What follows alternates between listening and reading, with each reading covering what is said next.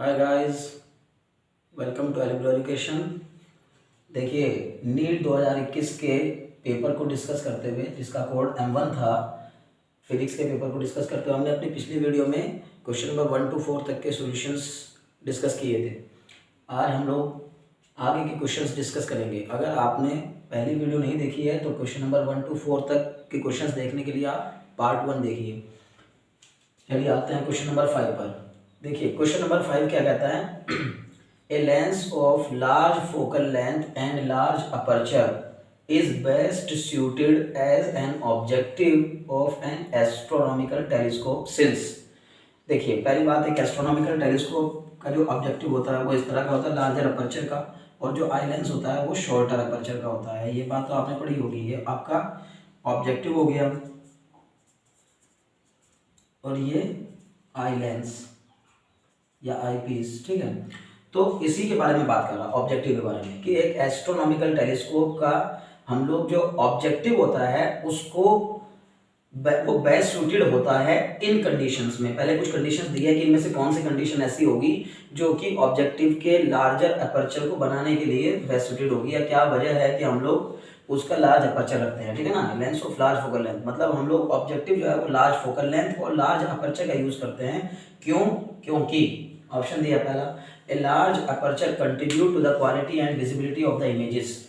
तो जाहिर है कि जब एक लार्ज अपर्चर होगा तो वो लार्ज एरिया को ही कवर करेगा, ठीक है ना। तो मतलब आने वाली जो रेज हैं उनको लार्जर वे में कवर करने की कोशिश करेगा। तो इसलिए जब लार्जर अपर्चर होगी तो वो इमेज की क्वालिटी और विजिबिलिटी को एनहांस करेगा, इसमें कोई शक नहीं है। तो पहला ऑप्शन सही नजर आ रहा है।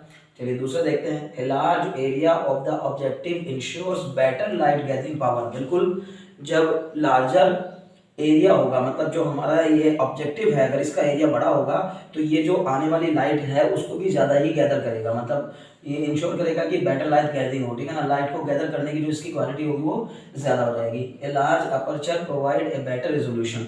जितनी बड़ी अपर्चर का लेंस लगाएंगे उतना ही ज़्यादा रेजोल्यूशन प्रोवाइड कराएगा इमेजेस को बताने में, या उसको डिस्टिंक्ट दो दूर की दो अलग अलग इमेजेस को, दो डिफरेंट इमेजेस को डिफरेंट करके दिखाने में वो ज़्यादा रेजोल्यूशन प्रोवाइड कराएगा। तो इसका मतलब पहला ऑप्शन भी सही है, दूसरा भी सही है, तीसरा भी सही है। अब लेकिन हमें ऑप्शन तो एक ही लगाना है, और नीचे चौथे वाले ऑप्शन लिखा है ऑल ऑफ द अबव। तो इसका मतलब एस्ट्रोनॉमिकल टेलीस्कोप के ऑब्जेक्टिव की ये तीनों ही खासियत होती है, मतलब ये तीनों ही क्वालिटीज़ होती हैं, ठीक है ना। इन तीनों क्वालिटी को जो ऑब्जेक्टिव रखता होगा वो बेस्ट सूटेड होता है एस्ट्रोनॉमिकल टेलीस्कोप के लिए, इसलिए option number 4 is the right answer. Okay, चलिए अब हम लोग क्वेश्चन नंबर 6 देखते हैं। क्वेश्चन नंबर 6 में कहा गया है, a screw gauge gives the following readings when used to measure the diameter of a wire. यानी एक वायर की डायमीटर को मेजर करने के लिए स्क्रू गेज का यूज किया जा रहा है, जिसकी मेन स्केल रीडिंग दी गई है 0, सर्कुलर स्केल रीडिंग दी गई है 52 डिवीजन के इक्वल, और कहा गया है कि 1 mm on main scale reading corresponds to 100 division on the circular scale. तो सबसे पहली बात जो ये आपको दिया गया है, ये हमें निकालना, ये पिच की लेंथ दी गई है 1 mm, तो पिच कितना हो गया 1 mm सीधे सीधे, और डिविजन्स कितने हो गए 100 डिवीजन। तो हम जानते हैं कि लीस्ट काउंट निकालने के लिए एक फॉर्मूला होता है, स्क्रू गेज का लीस्ट काउंट निकालने के लिए फॉर्मूला होता है क्या, least count of screw gauge क्या हो जाएगा, L बराबर या LC बराबर P/N।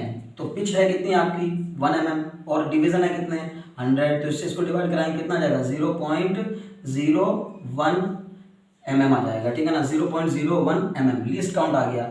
लेकिन हमें जो आंसर्स दिए गए हैं वो सबके सब सेंटीमीटर में है, तो इसको सेंटीमीटर में बदलने के लिए क्या कर लेते हैं, क्योंकि 1 सेंटीमीटर में कितना mm होता है 10 mm, तो 10 से इसको और डिवाइड करा लीजिए, कितना जाएगा 0.001 सेंटीमीटर।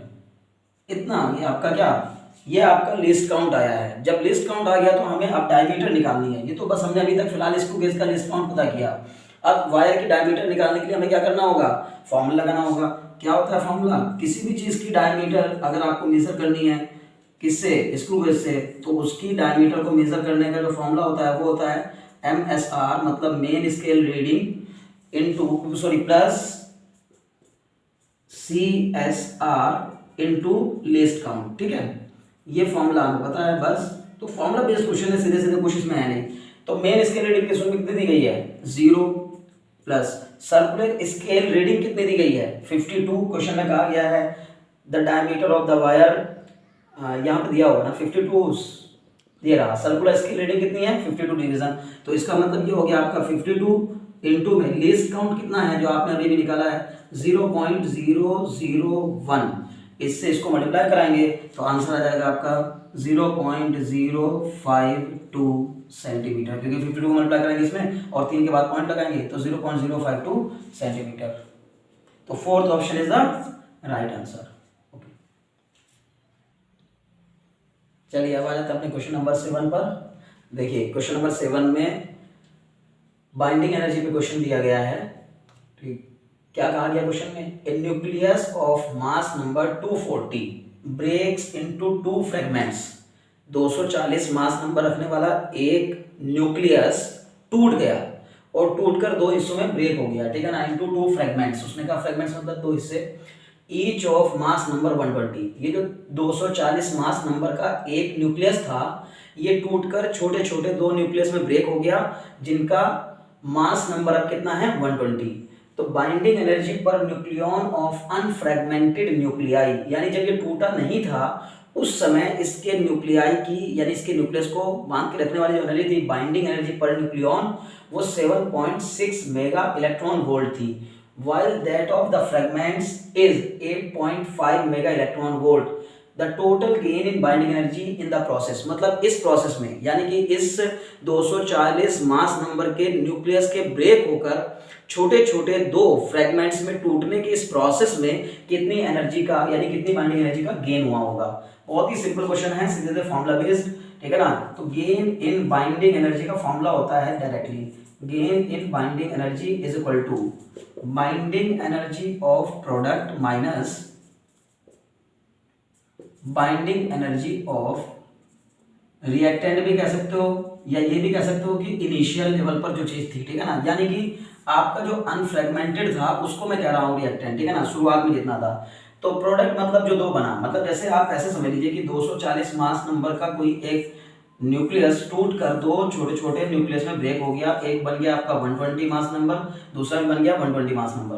तो अब मुझे इसकी बाइंडिंग एनर्जी निकालनी है, तो उसने बताया साफ साफ कि अनफ्रेगमेंटेड न्यूक्लियाई की तो है 7.6, यानी कि इसकी ये आपका कैसा है अनफ्रेगमेंटेड, अनफ्रेगमेंटेड, और दूसरा वाला कैसा है जो मैंने पहले लिखा है प्रोडक्ट कैसे हैं, वो फ्रेगमेंट होकर के बने हैं, यानी जब फ्रेगमेंट बन गए तब के बाद के प्रोडक्ट हैं, ठीक है ना। तो ये हो गया आपका क्या फ्रेगमेंटेड, ठीक। तो सीधे सीधे फॉर्मूला क्या होता है कि प्रोडक्ट का, यानी कि प्रोडक्ट कौन कौन से हैं, कितने बने हैं, जो फ्रेगमेंट होने के बाद जो 2 टुकड़े बने हैं वो 2 हैं, तो एक टुकड़े के लिए 7.8.5 है, यानी कि जो फ्रेगमेंट्स हैं उनकी बाइंडिंग एनर्जी कितनी है 8.5 मेगा इलेक्ट्रॉन वोल्ट। तो 120 इंटू 8.5 प्लस 120 इंटू 8.5, ये तो हो गई आपकी प्रोडक्ट की बाइंडिंग एनर्जी।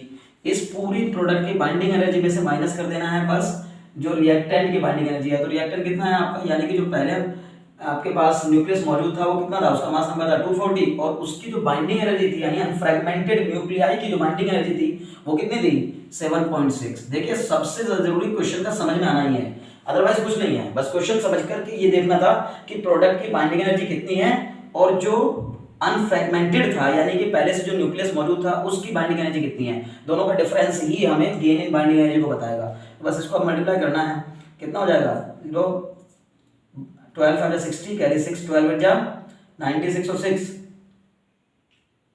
100 12 96 और 6 102, ये हो गया आपका 1020 प्लस इतना ही आएगा 1020 और फिर माइनस में इसको मल्टीप्लाई करा देते हैं तो ये आ जाएगा आपका 0, इसको मल्टीप्लाई करके देखिए 24 इंटू 7.6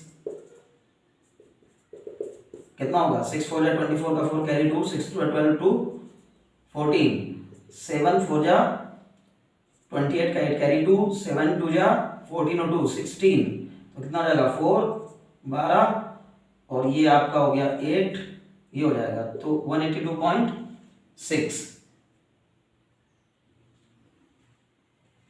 182.6 182.6 इसका आंसर आ रहा है, यानी कि 182.40।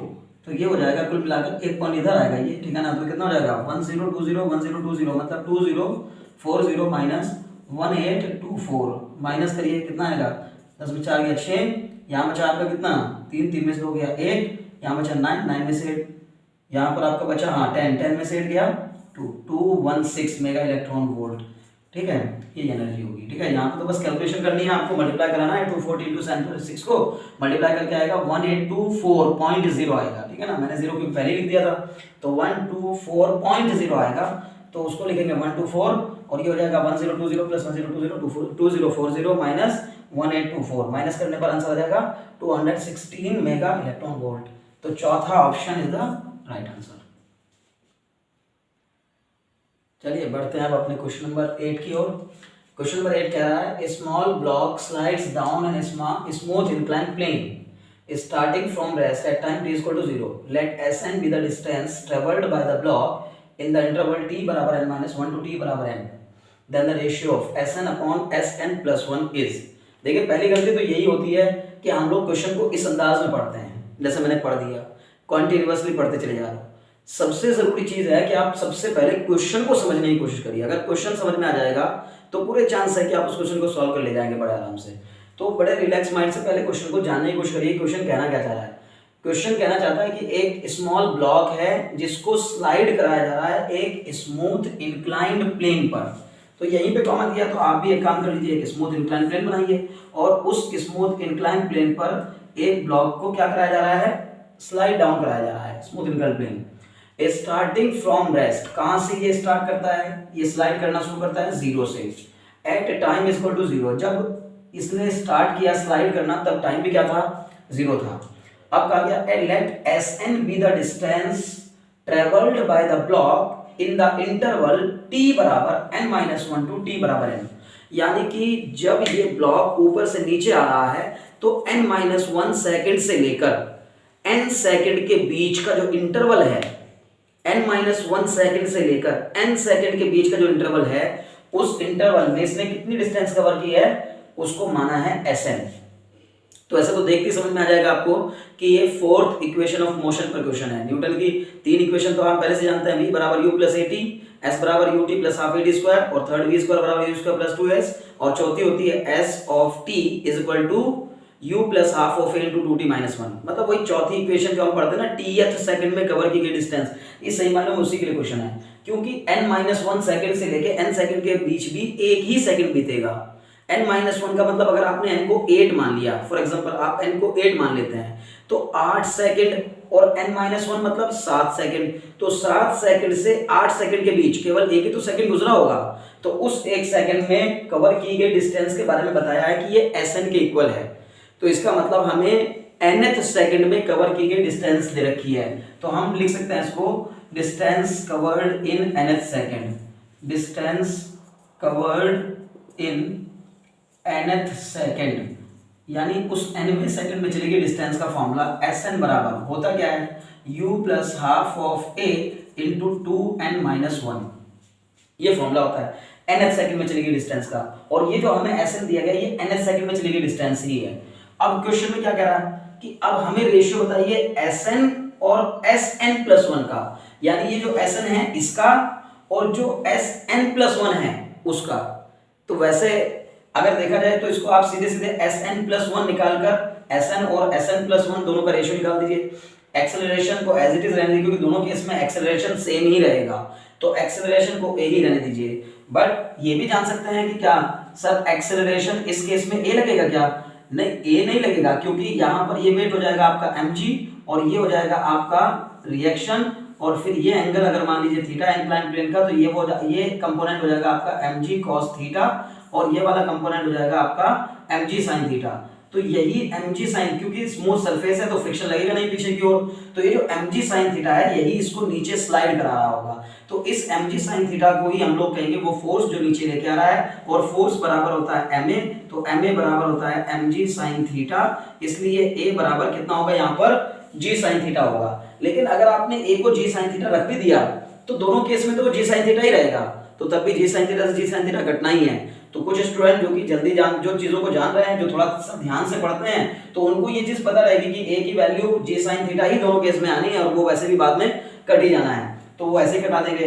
अदरवाइज आप वैल्यू रख लीजिए, क्या दिक्कत है। तो पहले एसएन की वैल्यू निकालते हैं। यू कितना दिया गया क्वेश्चन में 0, तो प्लस हाफ ऑफ ए हम ऑलरेडी निकाल चुके हैं। एक्सेलरेशन कितना लग रहा होगा इस बॉडी पर, जी साइन थीटा के इक्वल, और ये फॉर्मूला ही होता है 2n-1। अब Sn+1 बताइए। Sn+1 का मतलब n की जगह बस आपको क्या रिप्लेस कर देना है, n+1 रिप्लेस कर देना है। वो भी चलना तो स्टार्ट कर रहा है 0 से ही, तो 1/2 इंटू में कितना जी साइन थीटा इंटू ब्रैकेट में अब देखिए 2 इंटू n की जगह n+1-1, क्योंकि Sn+1 का मतलब n+1वें सेकंड में चली गई डिस्टेंस, मतलब n सेकंड के बाद और n+1 सेकंड होने तक 1 सेकंड, वो भी अगला भी 1 सेकंड ही है, तो ये स्पेशल सेकंड में चली गई डिस्टेंस का फार्मूला होता है Sn। तो n को ही बस आप रिप्लेस कर दीजिए n+1 से, क्योंकि इस Sn में अगर आप n की जगह 3 रखोगे तो थर्ड सेकंड की डिस्टेंस आ जाएगी, 4 रखोगे तो फोर्थ सेकंड की डिस्टेंस आ जाएगी, 10 रखोगे तो 10th सेकंड की डिस्टेंस आ जाएगी। उसी तरह से अगर n की जगह n+1 रखोगे तो n+1th सेकंड की डिस्टेंस आ जाएगी। तो ये डिस्टेंस हमें दोनों मिल गई। इसको थोड़ा सिंपलीफाई कर लेते हैं, तो जगह 1/2 जी साइन थीटा, अंदर ही ब्रैकेट को जब ओपन करेंगे तो ये बन जाएगा 2n+2-1, तो मिला के बन जाएगा कितना 1/2 जी साइन थीटा इंटू में आपका 2n+1, क्योंकि 2 - 1 मतलब 1। तो आपको क्या क्या मिल गया, दोनों वैल्यूज मिल चुकी हैं आपको, Sn भी मिल गया, Sn+1 भी मिल गया। हमें क्वेश्चन में क्या पूछा है, हमसे क्वेश्चन में पूछा है Sn और Sn+1 का रेशियो। चलिए यहाँ मैं कर देता हूँ, तो Sn और Sn+1 का रेशियो पूछा है, तो Sn की वैल्यू कितनी है 1/2 जी साइन थीटा ब्रैकेट में 2n-1, और इसकी वैल्यू कितनी आ गई 1/2 जी साइन थीटा ब्रैकेट में 2n+1। मैंने कहा था कि देखो जी साइन थीटा कटना ही है, तो अगर हम डायरेक्ट भी करना चाहते हैं, टाइम बचाना है, आपको अच्छे से आ रहा है समझ में चीजें, तो जरूरत नहीं है इतना लंबा करने की, आपको सीधे सीधे क्या करना है, बस ए से ए कटना ही है। तो सीधे फॉर्मूला बना लगा करके इसको इससे कैंसिल किया, कितना आ गया आंसर 2n-1/2n+1। चलिए ऑप्शन में ढूंढते हैं कहीं है क्या, 2n-1/2n, नहीं पहला ऑप्शन नहीं है, 2n-1/2n+1 सेकंड ऑप्शन है, तो इसका मतलब second option is the right answer. Okay, चलिए बढ़ते हैं क्वेश्चन नंबर 9 की ओर। क्वेश्चन नंबर 9 ऑप्टिक्स से है, बहुत आसान क्वेश्चन है, मजेदार क्वेश्चन भी है, प्रिज्म का क्वेश्चन है। तो इसमें कहा गया है find the value of the angle of emergence from the prism. एक प्रिज्म क्वेश्चन में दिया हुआ है डायग्राम कि इस प्रिज्म के ऊपर एक लाइट रे ऐसे इंसिडेंट हो रही है, नॉर्मली इंसिडेंट हो रही है। नॉर्मली क्यों, क्योंकि जिस फेस पे वो टकरा रही है उस पे परपेंडिकुलरली टकरा रही है, और जहां पर कोई लाइट रे इंसिडेंट होती है वो पॉइंट पर डाला गया परपेंडिकुलर ही नॉर्मल कहलाता है। इसलिए ऐसी लाइट रे को हम लोग कहते हैं कि लाइट रे इंसिडेंट नॉर्मली। अब जब लाइट रे नॉर्मली इंसिडेंट हो रही है और उस ग्लास का रिफ्रैक्टिव इंडेक्स √3 दिया गया है, तो हमसे पूछा है कि बताओ एंगल ऑफ इमरजेंस कितना होगा। तो ये वाली रे तो कैसी हो गई इंसिडेंट रे, और ये कैसी हो गई आपकी यहां से ये इंसिडेंट रे। रेयर मीडियम से डेंसर मीडियम में जाएगी तो जाहिर है कि बैंड्स क्या होगा, अगर डेंसर मीडियम से रेयर मीडियम में जाती है तो bands away from the normal, और अगर रेयर से डेंसर में जाती है तो बैंड टुवर्ड्स द नॉर्मल। लेकिन ये नॉर्मली आकर के इंसिडेंट हुई है तो इसके बैंड होने का कोई सवाल नहीं उठता, क्योंकि जब लाइट रे किसी भी सरफेस पर नॉर्मली इंसिडेंट होती है तो बिना डेविएट हुए, अपने रास्ते से बिना डेविएट हुए सीधी निकल जाती है। तो यहाँ से लाइट रे सीधी पहुंचेगी इस सरफेस पर, और जब ये इस सरफेस पर पहुंचेगी तो यहाँ पर हम बनाएंगे फिर से एक नॉर्मल, और इस नॉर्मल पर ये जो एंगल बनेगा, अब ये इस वाले फेस के लिए एंगल ऑफ इंसिडेंस का काम करेगा। और यहाँ से लाइट रे जब बाहर निकलेगी तो अब ये मीडियम कैसा है, डेंसर है, क्योंकि ये इसका रिफ्रैक्टिव इंडेक्स कितना दिया है √3, और बाहर तो एयर है तो एयर का रिफ्रैक्टिव इंडेक्स 1, तो कुल मिलाकर यहाँ पर एंगल ऑफ इंसिडेंस बन गया। और जब ये डेंसर मीडियम से रेयर मीडियम में आएगी तो हम जानते हैं कि when light ray goes from denser medium to rare medium then it bends away from the normal, तो ये नॉर्मल से दूर हट जाएगी, तो ये जो एंगल बनेगा नॉर्मल के साथ यही एंगल कहलाएगा आपका एंगल ऑफ इमरजेंस। तो हमें इसी की वैल्यू निकालनी है। अब कुछ भी करना है इसमें, सीधे सीधे हम जानते हैं अकॉर्डिंग टू स्नेल्स लॉ, यानी कि जो स्नेल्स लॉ है वो क्या कह रहा है आपसे, स्नेल्स लॉ कहता है, मैं सिंपल वे में समझाता हूं कि जिस रे, हमेशा ध्यान रखना है, जिस मीडियम से लाइट रे जा रही होती है उसको पहले, और जिसमें जा रही होती है उसको बाद में लिखते हैं, ठीक है ना। और जिस मीडियम से जा रही होती है उसके एंगल को पहले, मतलब रट्टा मत मारिए कि साइन आई अपॉन साइन आर बराबर म्यू, ये याद करने से या रटने से कोई फायदा नहीं है, क्योंकि साइन आई अपॉन साइन आर हर बार तो नहीं, यहाँ आई है यहाँ ई है, तो वहां कंफ्यूजन होने लगेगा। और कभी कभी तो R sine R upon sine I भी होगा। तो क्या करना होता है, ध्यान रखना है, जिस मीडियम से जा रही है उसका एंगल पहले, यानी साइन आई अपॉन साइन ई, जिसमें जा रही है उसका एंगल बाद में, और जिससे जा रही है उसको पहले, यानी कि प्रिज्म से जा रही है किस में, एयर में, और जिसमें जा रही है उसको बाद में, ऐसे लिख देते हैं। तो ये स्नेल्स लॉ है सीधे, साइन आई अपॉन साइन ई, यानी जिस मीडियम से लाइट रे ने एंटर किया, इंसिडेंट है यहां पर, तो वो उसका एंगल साइन के साथ पहले, और जिसमें लीव कर रही है, जिसमें जा रही है, उसका एंगल नीचे। तो साइन आई अपॉन साइन ई बराबर जिससे जा रही है, यानी प्रिज्म से लाइट जा रही है, क्योंकि यहाँ पे तो रिफ्लेक्शन हुआ ही नहीं है, हम तो सीधे बस यहाँ रिफ्लेक्शन देख रहे हैं ना, तो इस पॉइंट पर रिफ्लेक्शन को देखिए, तो जिससे जा रही है उसको पहले, यानी प्रिज्म से जा रही है, किसमें जा रही है, एयर में जा रही है, तो एयर को बाद में। और फिर इसका फॉर्मूला हम जानते हैं क्या होता है, साइन आई अपॉन साइन ई बराबर, क्योंकि हम जानते हैं ए म्यू जी बराबर होता है mu G upon mu A, तो पी म्यू ए बराबर हो जाएगा आपका mu A upon mu P. अब साइन आई, आई की वैल्यू आप निकाल सकते हैं, देखिए साइन आई की वैल्यू कितनी है, ये एंगल यहाँ पर कितना हो गया 90 डिग्री। अब अगर ये एंगल 90 डिग्री है, ये एंगल कितना होगा, ये भी हो जाएगा आपका 90 डिग्री। अब ये 90 है 60, तो ये कितना हो गया यहाँ पर 90 60, ये आपका हो गया 30, और ये 30 90, तो ये वाला एंगल कितना हो जाएगा आपका यहाँ 60।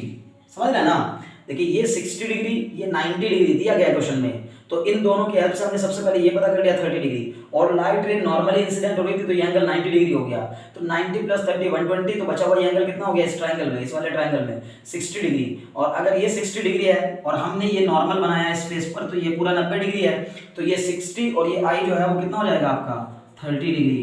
तो आई की वैल्यू 30 डिग्री हो गई, तो इसका वैल्यू रख दीजिए यहाँ पर साइन 30 डिग्री अपॉन साइन ई, अपॉन साइन ई बराबर म्यू ए की वैल्यू कितनी है 1, एयर का refractive index 1 upon mu P, prism का रिफ्रैक्टिव इंडेक्स √3।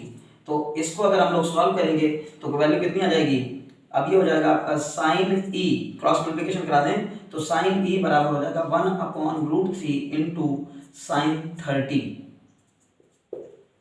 तो साइन 30 की वैल्यू कितनी हो जाएगी, sine e is equal to 1 upon,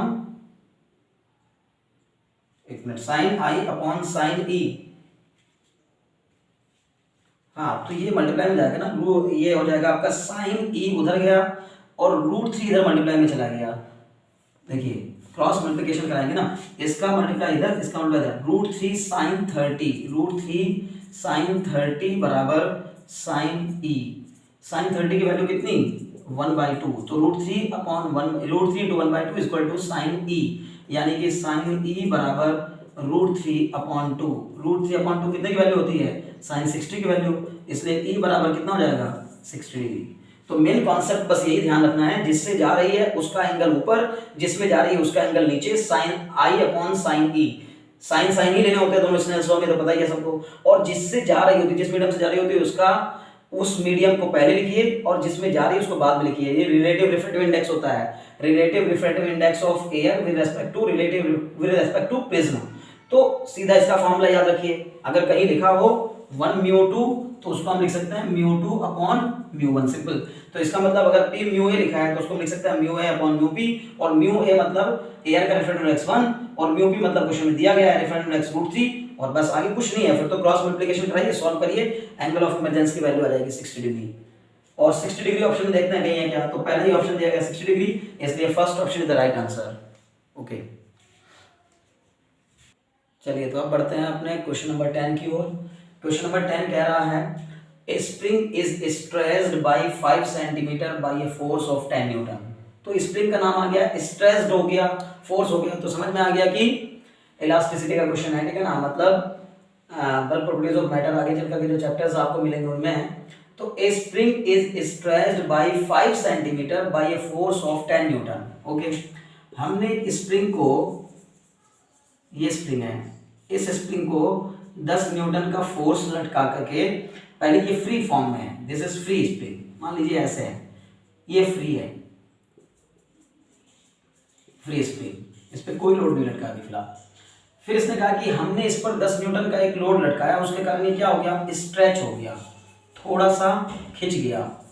10 Newton का फोर्स लटकाने से इसमें जो खिंचाव आया वो कितना है, अपनी ओरिजिनल लेंथ से कितना बढ़ गई इसकी लेंथ, 5 सेंटीमीटर। इसने कहा द स्प्रिंग स्ट्रेच्ड, स्ट्रेच मतलब खिंच गया 5 centimetre by a force of 10 Newton.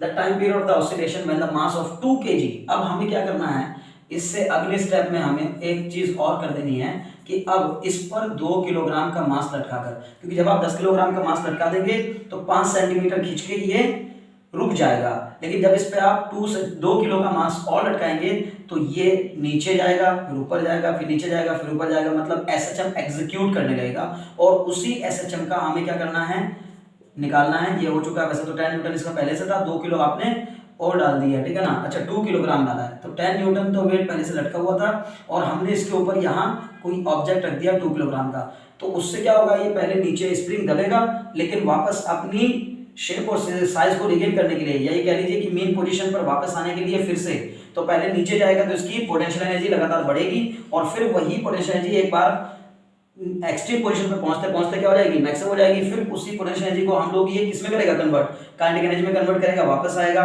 फिर इस मीन पे नहीं रुकेगा, ऊपर जाएगा, फिर नीचे जाएगा, फिर ऊपर जाएगा, तो एसएचएम एग्जीक्यूट करने लगेगा। हालांकि इतना सब कुछ नहीं दिया है क्वेश्चन में ना, इतना पूछा गया है, तो बहुत ही ज्यादा आसान क्वेश्चन है, बट मैं फिर भी आपको समझाने के लिए सिचुएशन कुछ इस तरह की है बता रहा हूं।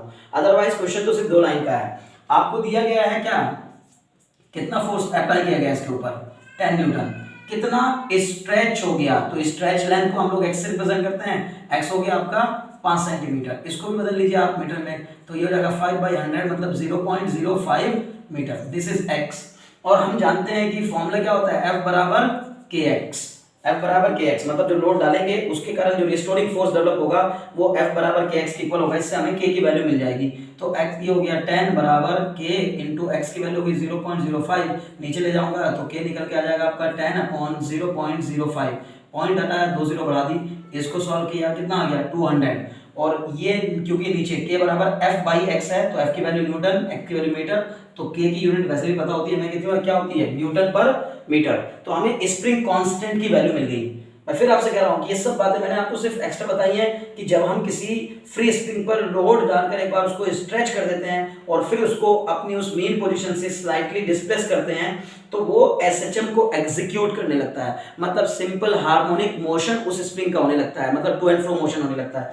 अब वो सब इसमें पूछा नहीं, हालांकि इसमें सिर्फ इतना पूछा कि अगर मान लीजिए कि हमने 10 न्यूटन का फोर्स डालकर इसको स्ट्रेच किया, उसके बाद फिर 2 किलो का वेट अलग से, 2 किलो का मास अलग से डाला, तो बताओ इसका जो टाइम पीरियड आएगा, यानी कि जब ये एसएचएम एग्जीक्यूट करेगा तो उस एसएचएम का जो टाइम पीरियड होगा उसकी वैल्यू कितनी होगी। तो टाइम पीरियड का क्योंकि फॉर्मूला होता है टाइम पीरियड ऑफ स्प्रिंग का, T बराबर 2π√m/k, तो हमें m चाहिए, वो दे रखा है क्वेश्चन में 2 kg, k चाहिए, वो हमें निकालने के लिए उसने क्वेश्चन में स्प्रिंग का कांस्टेंट निकालने के लिए हमें फोर्स दे रखा था और स्ट्रेस लेंथ दे रखी थी। तो F बराबर kx लगा करके याद है फॉर्मूला बेस्ड क्वेश्चन, F बराबर kx लगा के k की वैल्यू निकाली, फॉर्मूला में आंसर आ जाएगा, ये आ जाएगा 2π√, m की वैल्यू कितनी है जो हमने उस पे डाला है लोड, वो डाला है 2 kg, k की वैल्यू कितनी है 200, इससे इसको घटाया तो कितना आ गया 1/100, और 1/100 का स्क्वायर रूट निकालें कितना आ जाएगा 2π इंटू 1/10, 1 का स्क्वायर रूट 1, 100 का स्क्वायर रूट 10, तो t बराबर 2 इंटू 3.14/10 यानी 6.28/10, कट के कितना आ जाएगा 0.628 सेकेंड। क्या आप देखिए ऑप्शन में कहीं नजर आ रहा है, तो ऑप्शन में देखते हैं 0.0628 सेकेंड, 6.28 सेकेंड ये नहीं है, 3.14 सेकेंड ये नहीं है, 0.628 second is the right answer. इसका मतलब fourth option is the right answer. Okay, thanks for watching.